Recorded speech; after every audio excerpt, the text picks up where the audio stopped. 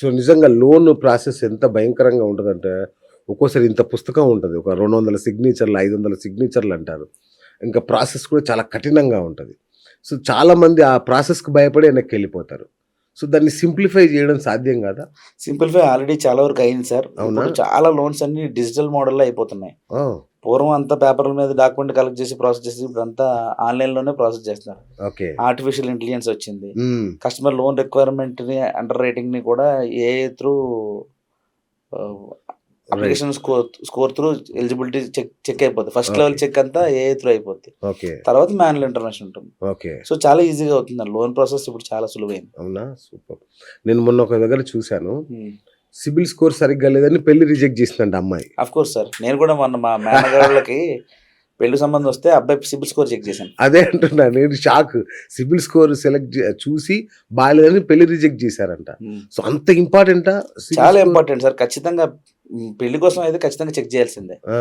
ఎందుకంటే వాళ్ళ financial habit ఎలా ఉంది అచ్చచ్చా! అనేది సివిల్ స్కోర్‌లో కనిపిస్తుంది. ఓకే. వాళ్ళు సంపాదించే డబ్బులు ఎలా ఖర్చు పెడుతున్నారు? హుహుహు. వీళ్ళు ఏం చేస్తున్నారు? వాళ్ళ ఫైనాన్షియల్ హాబిట్ ఎలా ఉందో తెలియాలంటే సివిల్ స్కోర్ చూసి తెలిసిపోతుంది. చూసి తెలిసిపోతుంది. రైట్. సిబిల్ స్కోర్ తక్కువున్న లోనొచ్చే మార్గాలు లేవా? సివిల్ స్కోర్ తక్కువ ఉన్నా కూడా లోన్ వస్తుంది సార్. సివిల్ అచ్చా! స్కోర్ ఎంత ఉన్నదనే దానికి లోన్‌కి సంబంధం లేదు. అచ్చా!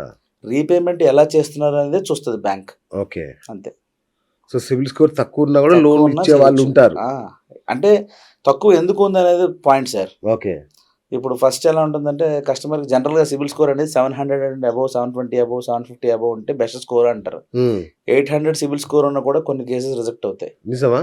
ఓకే. 650 సిబిల్ స్కోర్ ఉన్నా కూడా కొన్ని లోన్స్ అప్రూవ్ అవుతాయి. అప్రూవ్ అవుతాయి. ఎందుకు అంటే ఆయన రీపేమెంట్ ఎలా చేస్తున్నాడు అనేది చూస్తాం కానీ స్కోర్ ఎంత అచ్చచ్చా! ఉన్నది అనేది పెద్ద అంటే మ్యాటర్ కాదు. పాత ఈఎంఐలు కరెక్ట్‌గా టైంకి కడుతున్నాడా లేదా? ఆ పాత క్రెడిట్ కార్డ్ ఈఎంఐలు బిల్ కరెక్ట్‌గా ఇవే అవును. చూస్తారా? అవునండి. ఓకే. అవే స్కోర్‌ని ఇంపాక్ట్ చేస్తాయి. ఓకే. జనరల్‌గా ఏమవుతుందంటే ప్రతి ఒక్కడికి లైఫ్‌లో ఏదో టైంలో కొంచెం డిస్టర్బెన్స్ వస్తుంది. అవును. కానీ వాళ్ళ ఇంటెన్షన్ ఎలా ఉందనేది తెలుస్తుంది. ఓకే. కస్టమర్ లోన్ తీసుకొని తిరిగి కట్టే ఉద్దేశంతో ఉన్నాడా? లేదు తీసుకొని ఎగ్గొట్టే ఉద్దేశంతో ఉన్నాడా? అనేది మన దాంట్లో కనిపిస్తుంది. ఓకే. దాన్ని బట్టే మనం చేస్తాం లోన్. తెలిసిపోతుందా? తెలిసిపోతుంది కదా సార్. ఓహో! లోన్ తీసుకొని తిరిగి కడుతున్నాడు. మధ్యలో ఆ! బ్రేక్ వచ్చింది. ఒక 5, 6 నెలలు ఇబ్బంది పడ్డాడు. తర్వాత మళ్ళీ మళ్ళీ ప్రాపర్‌గా కట్టేస్తున్నాడు. అంటే ఈయనకి ఓకే. తిరిగి కట్టే ఉద్దేశం ఉన్నట్టు. ఉంది. ఓహో! కొందరికేమో తీసుకుంటారు. ఇక కట్టరు. ఆ! ఆ ఉన్న లోన్‌లు కట్టకుండా మళ్ళీ లోన్‌కొస్తారు. ఆ ఉన్నదే కట్టినోడు కొత్త లోన్ ఎట్లా కడతారని చెప్పి బ్యాంక్ రిజెక్ట్ చేస్తుంది. ఓకే. ఓకే. అంతే. ఓకే. ఇవన్నీ మనకు చెప్పరు పైకి. అది వాళ్ళు అడగరు, వీళ్ళు చెప్పరు. అసలు ఆ డిస్కషనే జరగదు కదా సార్. మాన్యువల్ అచ్చచ్చా! ఇంటర్వెన్షన్ ఉండదు కదా! ఓకే. అప్లికేషన్ వెళ్తుంది, రిజెక్ట్ అని మెసేజ్ వస్తుంది. మధ్యలో మాట్లాడేవాళ్ళు ఎవరు?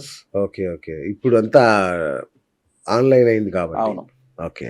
Right sir. అంటే ఇప్పుడు సిబిల్ స్కోర్ మైనస్‌లో ఉంటది కొందరికి. అవును. అట్లాగే అసలు సిబిల్ స్కోర్ స్టార్టే కాని వాళ్ళు కొందరు ఇప్పుడే ఫ్రెష్‌గా అప్లై హ్మ్. చేసేవాళ్ళు హ్మ్. ఉంటారు. హ్మ్. వాళ్ళకి లోన్‌లొస్తాయా? మైనస్‌లో ఉండడం అంటే -1 సార్.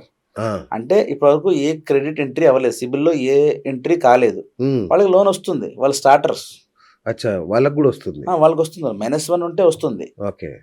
ఇప్పటివరకు ఏ సిబిల్ స్కోర్ లేని వాళ్ళకి లోన్ వస్తుంది. వాళ్ళు తప్పు చేయలేదు కదా సార్. లోన్ తీసుకోకపోవడం తప్పు కాదు కదా! అచ్చచ్చా! ఓహోహో! దాన్ని -1 అంటారా? -1 ఓకే. తర్వాత ఏదైనా లోన్ తీసుకొని రీపేమెంట్, క్రెడిట్ కార్డ్ రీపేమెంట్ చేసినప్పుడు స్కోర్ స్టార్ట్ అవుతుంది. ఓకే. రైట్.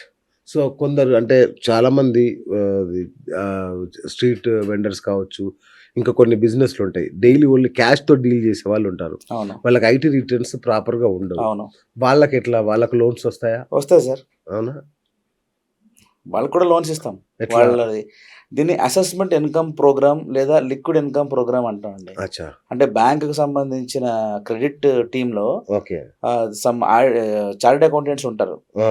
వాళ్ళొచ్చి కస్టమర్ బిజినెస్ ప్రెమిసెస్ దగ్గరకొచ్చి వాళ్ళు బిజినెస్ అబ్జర్వ్ చేస్తారు. వాళ్ళ బిజినెస్ ఎట్లా చేస్తున్నారు? డైలీ ఎంత టర్నోవర్ అవుతుంది? ఈ బిజినెస్‌లో ఎంత ప్రాఫిట్ వస్తుందని మాన్యుయల్‌గా ఒక ah, balance sheet, profit and loss account ఆ రోజు తయారు చేస్తారు. అచ్చా!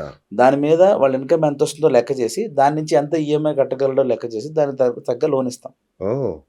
ఆ స్థాయి దాకెళ్ళిపోతారు. హ్మ్. ఓకే. సూపర్. రైట్. ఇప్పుడు ఒకసారి రిజెక్ట్ అయింది సార్ లోను. హ్మ్. 2 సార్లు రిజెక్ట్ అయింది. హ్మ్. ఇక జీవితంలో అతనికి లోనొచ్చే అవకాశాలు ఉండవా? 1, 2 సార్లు రిజెక్ట్ అయితే? ఉంటుంది సార్. ఎందుకుండదు? ఆ! అంటే ఎందుకు రిజెక్ట్ అయిందో తెలుసుకోకుండా, ఈ హ్మ్. బ్యాంక్‌లో రిజెక్ట్ అయింది, ఇంకో బ్యాంక్‌లో, ఇంకో బ్యాంక్‌లో రిజెక్ట్ అయింది, ఇంకో బ్యాంక్‌లో ఆ! అన్ని బ్యాంకుల్లోను తిప్పేసారనుకోండి. ఆ! అన్ని బ్యాంకులు ఒకసారి రిజెక్ట్ చేసేస్తే, రెండోసారి అప్లికేషన్ ఫార్మ్ ఎళ్ళినప్పుడు, ఇంత రిజెక్ట్ చేసిన తర్వాత నేను ఎందుకు ఇవ్వాలని చెప్పి కొత్త బ్యాంక్ లోన్ ఇవ్వడానికి ఆలోచిస్తది. కరెక్ట్. ఆ! అసలు ఒకటోసారి, రెండోసారి లోన్ రిజెక్ట్ అయినప్పుడు ఎందుకు రిజెక్ట్ అయింది ఓకే. అనే రెక్టిఫై ప్రాబ్లమ్ జేసుకోవాలి. రెక్టిఫై చేసుకొని, ప్రాపర్‌గా లోన్ అప్లై చేస్తే వస్తుంది. Okay. Okay. Right. Check bounce issue ఒకటి.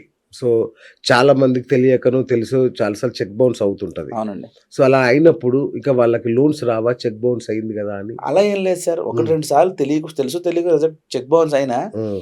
ఎందుకు బౌన్స్ అయింది? అంటే ఫండ్స్ లేకుండా బౌన్స్ అవ్వడం అనేది ఫైనాన్షియల్‌గా మన ఈ లోన్ పాయింట్ ఆఫ్ వ్యూలో అవును. ఎందుకు లేవు? ఓకే. అంటే ఉన్న లోనే కట్టే పరిస్థితులు లేడు కాబట్టి కొత్త లోన్ ఎందుకు ఇవ్వాలి అనే హ్మ్. పాయింట్‌లో చెక్ బౌన్స్ అయితే దాన్ని కొంచెం సీరియస్ ఇష్యూగా చూస్తారు. రైట్. ఒక 6 నెలల క్రితమో లేకపోతే సంవత్సరం క్రితమో చెక్ బౌన్స్ అయింది.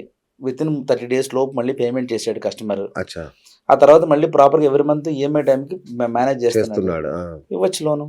ఓకే. ఒక 1 ఇయర్ ట్రాక్‌లో ఒకసారి బౌన్స్ అవ్వడం తప్పేముంది సార్? చెప్పలేం కదా! ఎప్పుడైనా హ్మ్. జరగొచ్చు అది. హ్మ్. హ్మ్. ఓకే. ఓకే. తీసుకుని ప్రతిసారి బౌన్స్ చేస్తే తప్పు. అచ్చా! ఓకే. ఎవ్రీ మంత్ బౌన్స్ అయితుంది అంటే ఇంకా ఒకసారి బౌన్స్ అయినప్పుడు తెలుస్తుంది. బ్యాంక్ అవును. వాళ్ళొచ్చి ఇంటిమేట్ చేస్తారు. మీ చెక్ ఈ టైమ్‌కొచ్చింది. మీ ఈఎంఐ, ఈసీఎస్. హ్మ్. హ్మ్. మీరు ఆ టైంకి ఫండ్స్ మెయింటైన్ చేయండి అని చెప్పారు. ఓకే. అది తెలీదంటే నేను పెట్టుకున్నాను అన్నాడు. ఓకే. నెక్స్ట్ మంత్ మళ్ళీ ఆ డేట్‌కొచ్చి వాడు చెప్పడు కదా! ముందే పెట్టుకోవాలి. రైట్. మన రైట్. అగ్రీమెంట్‌లో మెన్షన్ చేస్తారు. సార్ ఎవ్రీ మంత్ పలానా 5వ తారీఖుకి మీకు ఈఎంఐ వస్తుంది. అప్పటికి కావాల్సినంత బ్యాలెన్స్ మీ అకౌంట్‌లో మేనేజ్ చేయండి అని చెప్తారు. ఓకే. ఎప్పుడో ఏదో ఎమర్జెన్సీ రావడమో, లేకపోతే ఏదైనా మెడికల్ ఎమర్జెన్సీ వచ్చి ఈఎంఐ కంటే తప్పని ఇంపార్టెంట్ అని చెప్పి ఆ! డబ్బులు డ్రా చేసాడనుకోండి. హ్మ్. అప్పుడు బౌన్స్ అయింది. మొన్న 2, 3 రోజులు సర్దుబాటు చేసి కట్టేసారు. హ్మ్. ఇబ్బందేం లేదు. ఓకే. ఓకే. రైట్. రైట్. అట్లాగే హౌసింగ్ లోన్ అండి. హ్మ్. హౌసింగ్ లోన్ అనేది ఎట్లా ఉంటాయి ఇంట్రెస్ట్ రేట్లు? అంటే బయట ఫైనాన్స్ తెచ్చి కట్టుకోవాలంటే బెటరా? హౌసింగ్ లోన్‌కెళ్ళడం బెటరా? మొత్తం అన్ని లోన్స్ కంటే హోమ్ లోన్‌లోనే తక్కువ రేట్ ఆఫ్ ఇంట్రెస్ట్ ఉంటుంది సార్. అచ్చచ్చా! జనరల్‌గా తక్కువ okay. Rate of interest home లోన్‌లోనే ఉంటుంది. ఓహోహో! బ్యాంక్ లోన్ తీసుకొని కట్టుకోవడమే మంచిది. ఓకే. సో 8%, 9% అట్లా. ఇప్పుడు 7.15 నుంచి కూడా స్టార్ట్ అయినాయి. ఓహ్! కొత్త రెపో రేట్స్ వచ్చిన తర్వాత అచ్చా! Starting rate 7.15 okay. Based on CIBIL score. Okay. Right. ఒక సొంత ఇంటి కోసమే ఇస్తారా? లేదంటే ఇల్లు రెనోవేషన్‌కి లోను, తర్వాత ఓపెన్ ప్లాట్ కొనుక్కోవడానికి గూడా లోన్స్ ఒస్తాయా? ఇది ఉన్న వాటి ఇల్లు కోసం రెనోవేట్ చేయడానికి కూడా వస్తుంది సార్ లోను. ఆ! కొంతమంది ఎట్లంటే గ్రౌండ్ ఫ్లోర్‌లో ఉంటుంది. పైన ఫస్ట్ ఫ్లోర్ కట్టుకోవాలనుకుంటారు. అవును. దానికి మళ్ళీ పర్మిషన్ ఎక్స్‌టెన్షన్ చేసుకొని వస్తారు. ఓకే. ఆ పైన ఫస్ట్ ఫ్లోర్ కట్టడానికి కూడా లోన్ వస్తుంది. ఓకే. ఓపెన్ ప్లాట్ కొనుక్కోవడానికి? వస్తుంది కదా సార్. Residential plot కొనుక్కోవాలనుకుంటాడు. ఆ! ప్లాట్ పర్చేస్ ప్లస్ కన్‌స్ట్రక్షన్ రెండిటికి కలిపి లోన్ ఇస్తాం. ఓహో! అచ్చా! ప్లాట్ కొనుక్కోవడానికి గూడా లోనొస్తుంది. ప్లాట్ కొనుక్కొని ఇల్లు కట్టుకోవడానికి కూడా టైమ్ ఇస్తారు. 1 ఇయరో, 1 ½ ఇయరో టైమ్ ఇస్తారు. ఓకే. ఈ లోపల వాళ్ళు కట్టుకోవడానికి ప్లాన్ చేసుకోవచ్చు. ఓకే.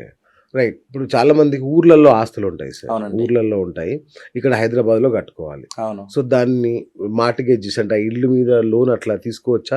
ఊర్లో ఉన్న దాని మీద తీసుకొని ఇక్కడ కట్టుకోవచ్చా హైదరాబాద్‌లో? చేయొచ్చు సార్. ఇక్కడ ఇక్కడ ఇల్లు కట్టుకోవాలనుకుంటే ఇక్కడే లోన్ ఇస్తాం. ఆ! ఊర్లో ఉన్న ప్రాపర్టీ మార్ట్‌గేజ్ చేయాల్సిన పనేం లేదు. ఆ! కొందరికి ఎట్లాంటి అవసరం వస్తుందంటే వాళ్ళు హైదరాబాద్‌లో బిజినెస్సో, జాబో చేస్తూ ఉంటారు సార్. అవును. ఇక్కడ వాళ్ళకి ఫండ్స్ అవసరం అవుతాయి. దానికి సెక్యూరిటీగా ప్రాపర్టీ ఇవ్వాల్సొస్తుంది. హ్మ్. ఇక్కడ హైదరాబాద్‌లో లేదు ప్రాపర్టీ. లేదు. ఊర్లో ఉంది. అక్కడ ప్రాపర్టీని మార్ట్‌గేజ్ చేసి ఇక్కడ ఇన్‌కమ్‌ని తీసి లోన్ ఇస్తాం. ఆ! అది. దానికి యాహ్! యూజ్ చేసుకోవచ్చు. అచ్చా! అట్లా ఇక్కడ ఇల్లు కొనుక్కోవాలన్నా, ఇక్కడ ఇల్లు కట్టుకోవాలన్నా ఇక్కడ ప్రాపర్టీతోనే కదా చేసేది. లేదు అవును. ఇక్కడే జాబ్ చేస్తున్నారు. ఓకే. అక్కడ ఊర్లో ఇల్లు కట్టుకోవాలనుకుంటారు.